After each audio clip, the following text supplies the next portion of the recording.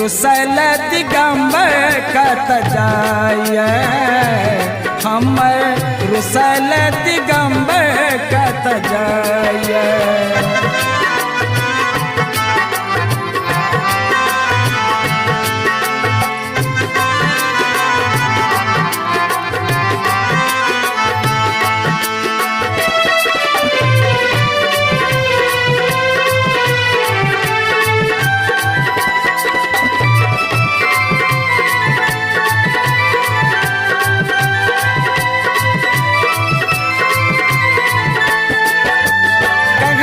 भोरे भांग पिसैला से हो बिसरिया गेलौं, कार्तिक गणपति तंग करै छल ओकरे में बजरेलौं।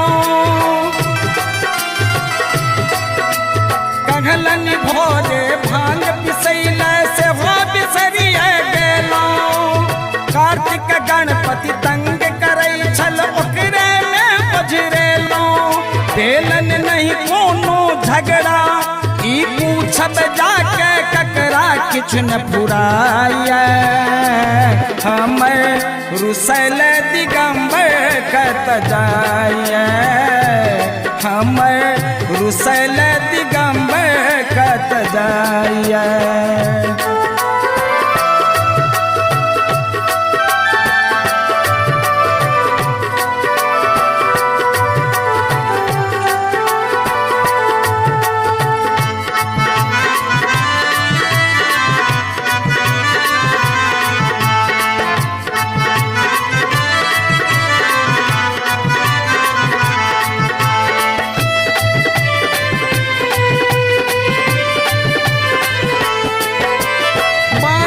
बसहा भूखल प्यासल खुट्टा नैत फुरैये, कोना के जायब ताके हुनका चिलका संग न छोड़ैये।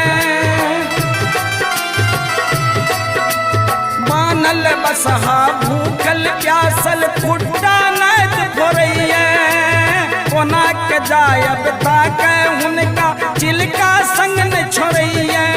वो भांगक खातिर रुसला घर अंगना छोड़ परेला मन खिसियाय हमर रुसल दिगंबर कत जाय हमर रुसल दिगंबर कत जाय।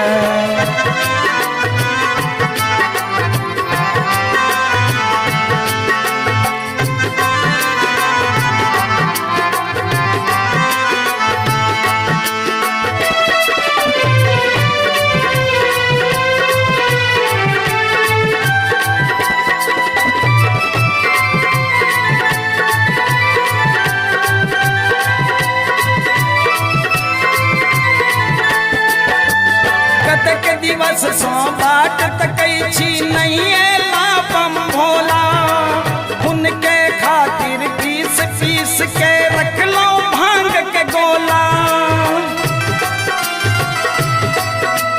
कतक दिवस सो बाट तकै छी नहीं एला बम भोला, उनके खातिर पीस पीस के रखलो भांग के गोला। के पीसल भांग की खायत के जीवन पार लगायत जी घबराय हमर रुसल दिगंबर कत जाय हमर रुसल दिगंबर कत जाय।